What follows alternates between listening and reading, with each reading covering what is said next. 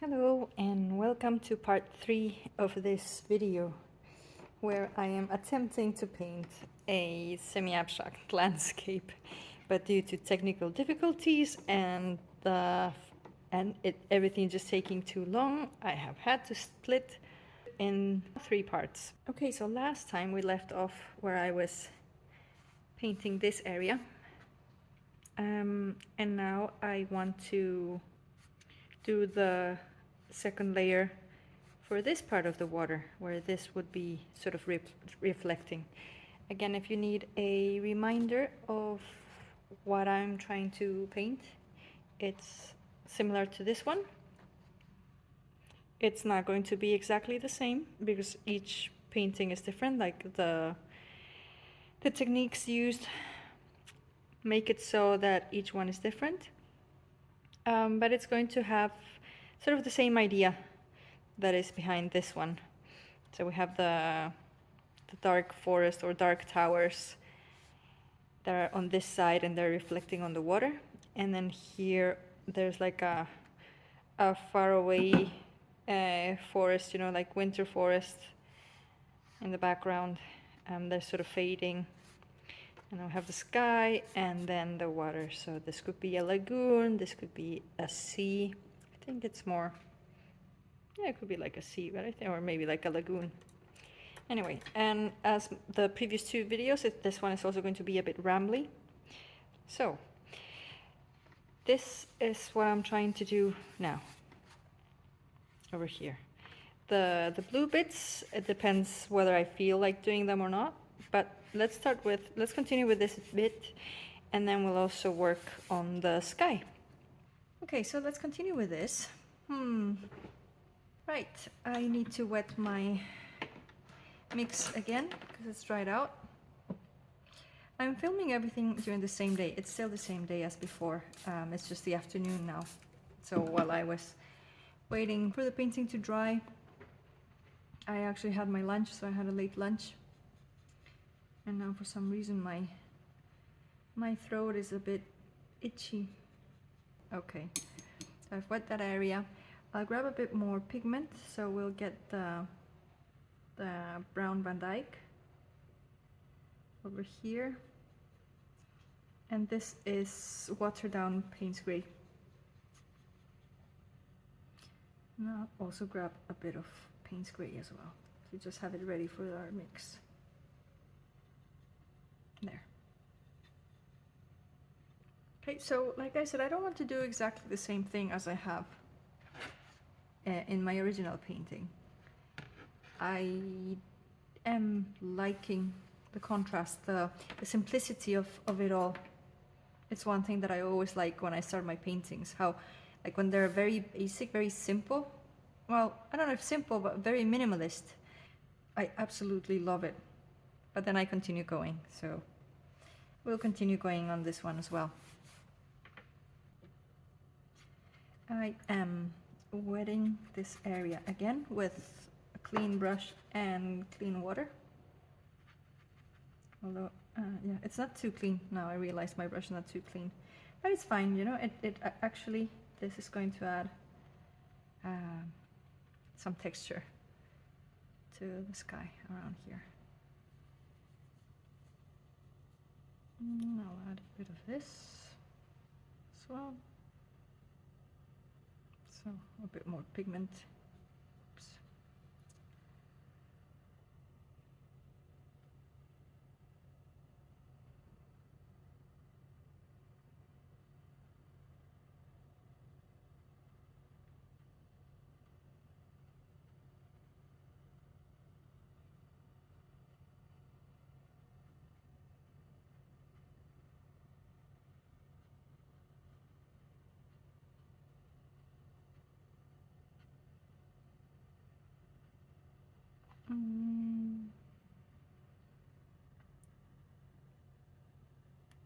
Okay, yeah, it's good.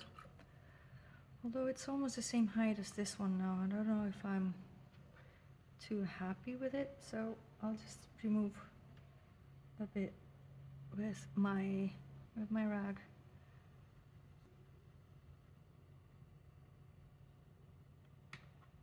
Okay, that should be fine.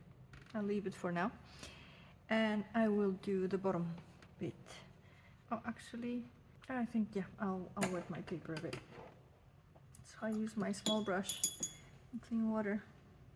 Doesn't need to be too wet, just a bit, you know? Right, okay. And we'll just apply a bit of our mixture, like so. Okay, I like that. Huh. It's looking nice. But one thing that I'm not enjoying very much is this here. So yeah, it's looking a bit too cut off. You know, it's too sudden. So I think I'll soften that up a bit as well. With just a bit of water. And since it's now wet, I can actually add a bit of pigment and it will spread and become a bit more uneven.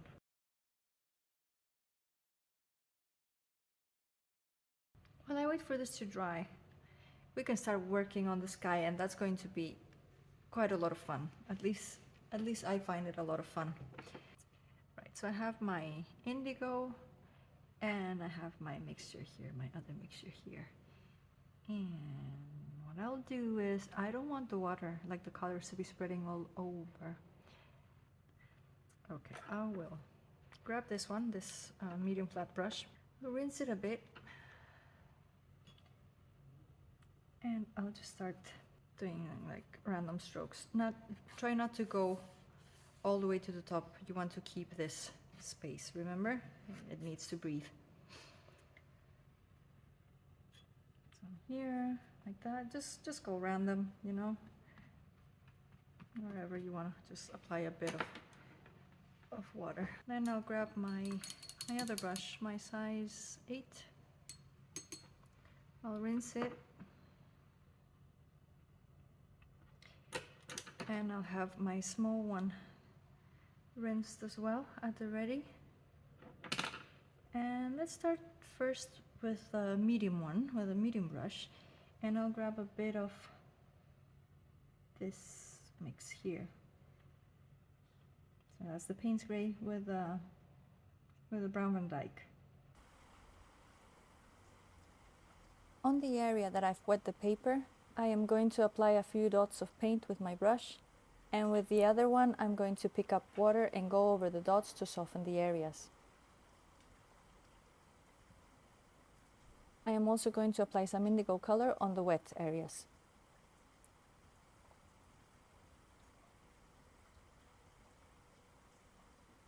On the dry areas of the paper where I painted on, I am going to soften the applied paint with the wet brush.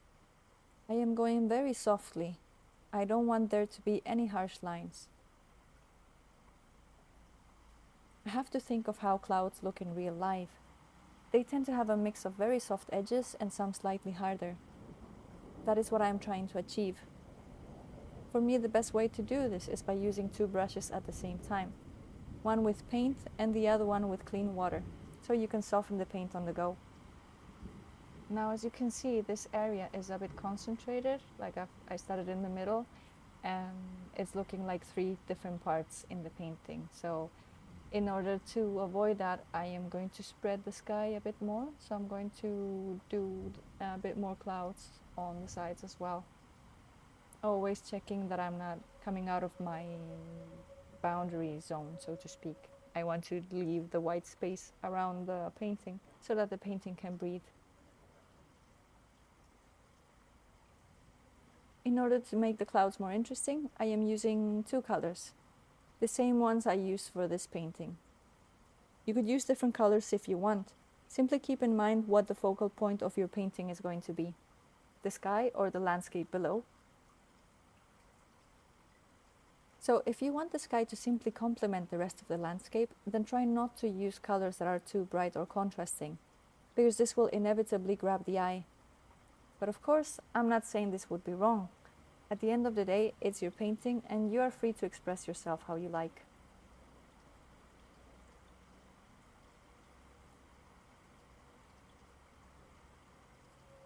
If you're not sure with which colors to go with, or are afraid of how to tackle the technique itself, I recommend trying it out on a separate piece of paper.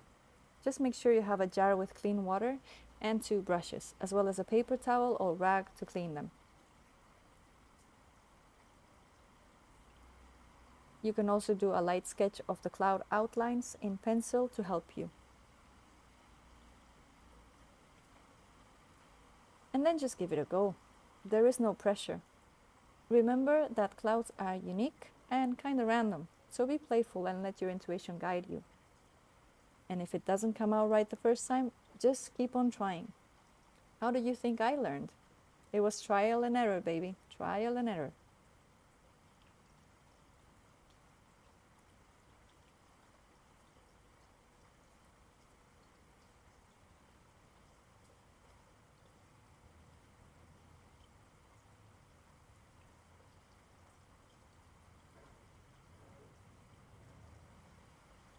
I really enjoy painting skies like this.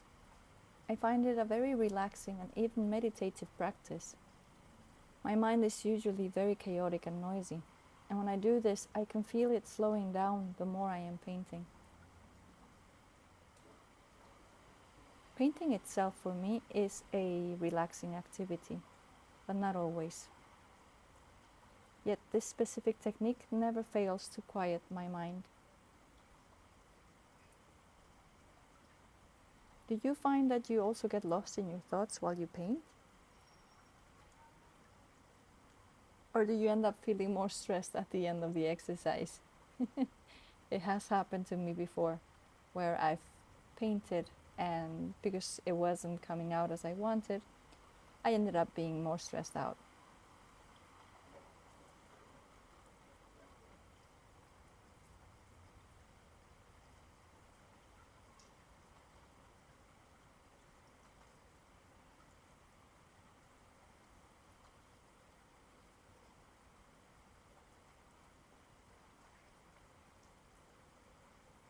Okay, now that I'm done with the cloud area, I am going to add more layers to the bottom part to give the painting a bit more life and more contrast as well.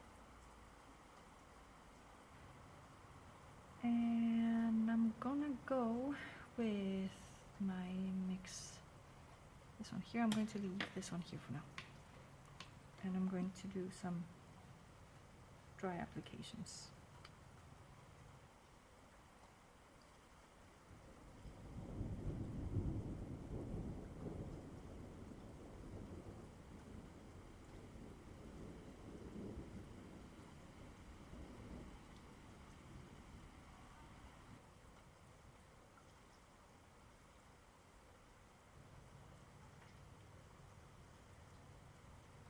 Try to do this quite delicately and not to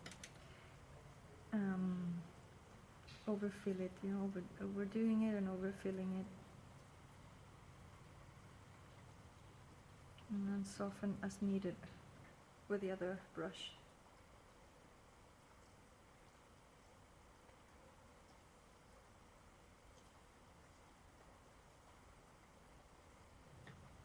And I think I'm also going to put some of the brown on this side.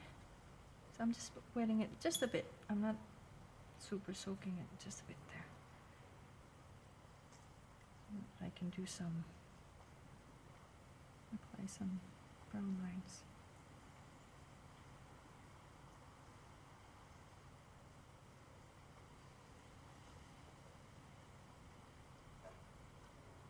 Now I'm going to rinse this one. Rinse my brush and grab a bit of blue.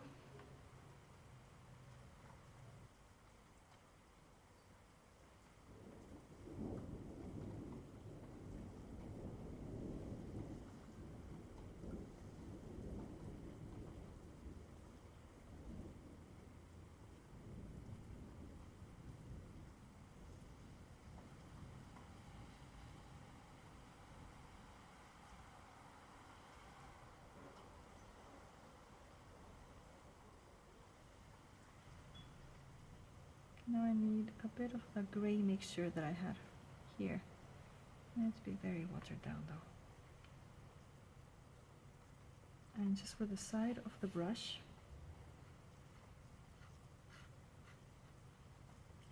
apply some lines. Not too much. Very easy to overdo this.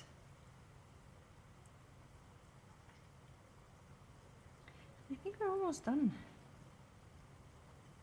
I do think I want to put a bit more contrast on this part. I think it's maybe the white. I should just cover it up a bit. Yeah, that one's better.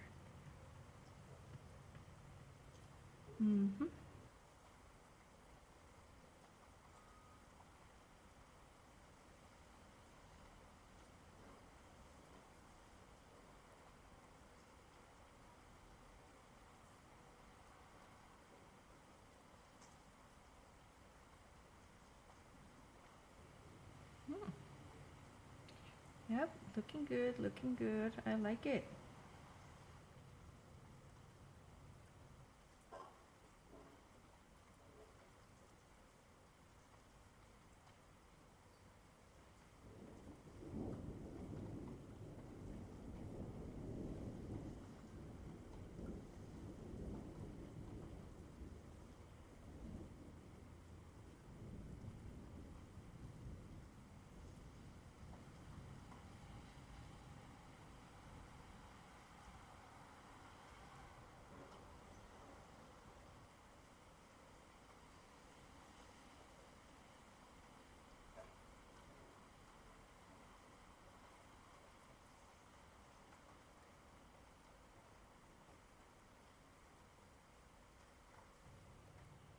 And I think I better stop now, because I know that this is the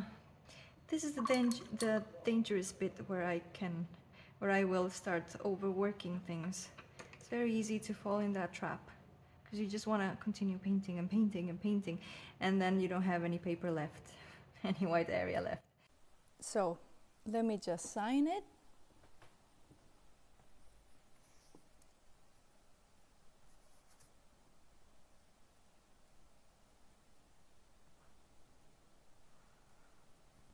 There. Okay, so this painting is now done. I am quite happy with how it turned out, and it's going to be available for purchase in my shop.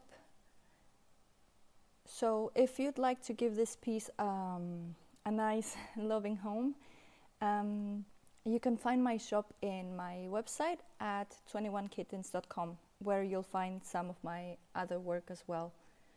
I will leave the links below in the description box, and I will also list them here on the screen. The same with my Instagram if you would like to follow me. And also, if you haven't watched parts 1 and 2, I will leave the links below as well. I really hope you like this series, so to speak. And if you'd like me to do more videos like this, where I am showing the step-by-step process, please let me know in the comments down below. And as always, I'm very grateful for you watching and for subscribing. So thank you so much, and I hope you have a fantastic weekend. See you soon. Bye.